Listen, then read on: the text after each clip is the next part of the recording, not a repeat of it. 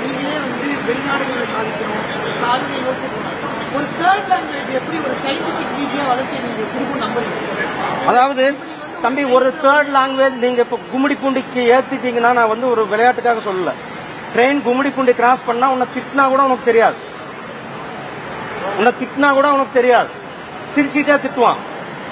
ஒரு மொழியை வந்து கத்துக்கொள்ளும் பொழுது நமக்கு அந்த மொழி மேல பற்றுதல், எப்படி தமிழ் மொழியை அதிக பேர் விரும்புகிறார்களோ அதுபோல இன்னொரு மொழியை நாம் விரும்புவதில் என்ன தவறு இருக்கிறது?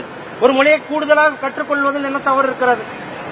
ஒரு மொழியை கூடுதலாக ஒரு மாணவர் கற்பிக்கும் பொழுது, ஒரு மாணவருக்கு சிபிஎஸ்இ ஸ்கூல்ல கொடுக்குறீங்க, மெட்ரிகுலேஷன் ஸ்கூல்ல கொடுக்குறீங்க, அப்ப ஏழை எளிய மாணவர்கள் படிக்கிற அரசு பள்ளியில் படிக்கிற மாணவர்களுக்கு மட்டும் இந்த உரிமை எதுக்கு மறுக்கப்பட வேண்டும்?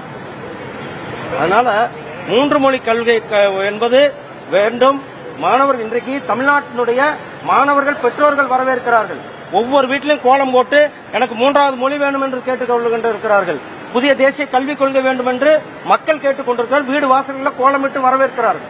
அதனால திமுக அரசாங்கம் அரசியல் செய்யவிட்டு கல்வி, இன்றைக்கு மரியாதைக்குரிய திரு தர்மேந்திர பிரதான்ஜி அவர்கள் சொல்லி, கல்வியில விளையாடாதீர்கள், கல்வியில அரசியல் செய்யாதீர்கள்.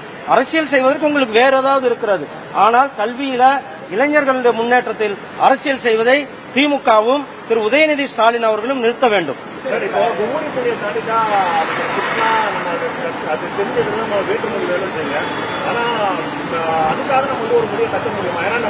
தம்பி, நான் அதுக்கு அடுத்தது இருங்கப்பா, அதுக்கு அடுத்தது நான் ஒரு சொல்ல ஆங்கிலம் வந்து எங்கேயுமே தெரியாதுப்பா.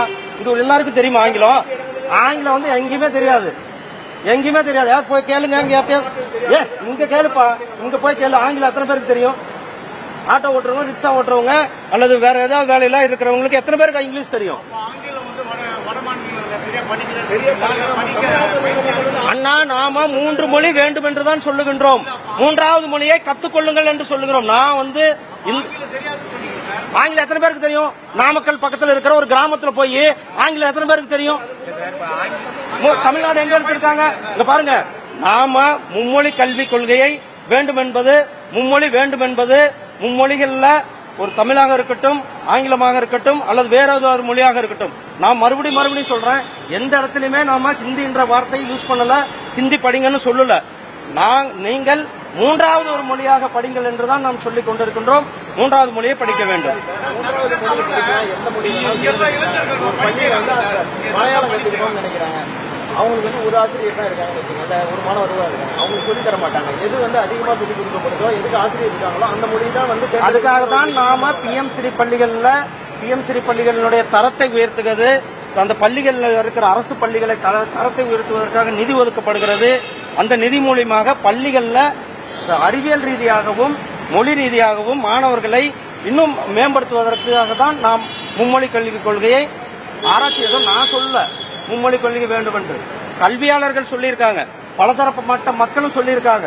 எல்லார்கிட்டையும் கிட்டத்தட்ட 5 வருஷத்துக்கு மேல ஒரு பெரிய அளவுல டெலிபரேஷன்ஸ், ஒரு பெரிய அளவுல கருத்துக்கள் கேட்டு தான் இந்த புதிய கல்விக் கொள்கை நடைமுறைப்படுத்திக் கொண்டிருக்கிறது. நீங்க சொல்ற மாதிரி இப்ப 3வது லாங்குவேஜா எந்த லாங்குவேஜ்னா படிச்சுக்கலாம் நீங்க சொல்றீங்க. அந்த நாளை பின்ன ஒரு ஆசிரியர் பற்றாக்குறை ஏதோ ஒரு சூழல்ல வந்து ஹிந்தி திணிக்கப்படாதா? அதாவது ஒரு மலையாளம் படிக்க விரும்புறவங்களுக்கு மலையாளத்தை ஆசிரியர் இல்லை. இப்ப இந்த கேந்திர வித்யாலய பள்ளிகள்ல தமிழ் ஆசிரியர்கள் இல்ல, சமஸ்கிருத ஆசிரியர்கள் இருப்பது போல நாளை தினம் வந்து இந்தி மற்ற ஆசிரியர்கள் இல்ல, இந்தி மொழிக்கான ஆசிரியர்கள் மட்டும் தான் இருக்காங்க, ஹிந்தி மட்டும் தான் படிக்கணுங்கிற ஒரு சூழல் வந்து வராதுன்னு பாஜக வந்து உறுதி கொடுக்குமா? இப்பயே தமிழ்நாட்டுல எல்லா ஸ்கூல்லயும் தமிழ்வாதியார் இருக்காரா? எல்லா ஸ்கூல்லயும் நான் கேக்குறது, எத்தனை ஸ்கூல்ல வந்து வேக்கன்ட் இருக்காங்க, எத்தனை ஸ்கூல்ல ஆசிரியர்கள் வேக்கன்ட் இருக்காங்க? சோ இதெல்லாம் ஒரு விஷயம் கிடையாதுப்பா, இதெல்லாம் ஒரு விஷயம் கிடையாது. அதாவது முறையா நடைமுறைப்படுத்தினா இம்ப்ளிமெண்டேஷன் தான் விஷயம். நீங்க வந்து அப்ப நீங்க வந்து என்ன கவர்னன்ஸ் நடத்த போறீங்க? ஒரு ஆசிரியரை, ஒரு மொழி தெரிஞ்ச ஆசிரியரை நீங்க பணிக்கு அமர்த்தவில்லைன்னா என்ன குட் கவர்னன்ஸ் கொடுக்க போறீங்க? அப்ப நீங்க உங்களுக்கு எதுக்கு ஆட்சி? கேந்திர வித்யாலயா பள்ளிகள்ல 2021 கோரிக்கை வச்சிருக்காங்க தமிழ் ஆசிரியர்கள் நடத்தணும். நான் சொல்றது தம்பி, நான் வந்து ஒட்டுமொத்தமான பள்ளிகள்ல சொல்லிட்டு இருக்கிறேன். அனைத்து பள்ளிகளிலும் சரியான விதங்கள்ல ஆசிரியர்களை நியமிக்கப்பட வேண்டும், அனைத்து மொழிகளும் கற்பிக்கப்பட வேண்டும். நன்றி.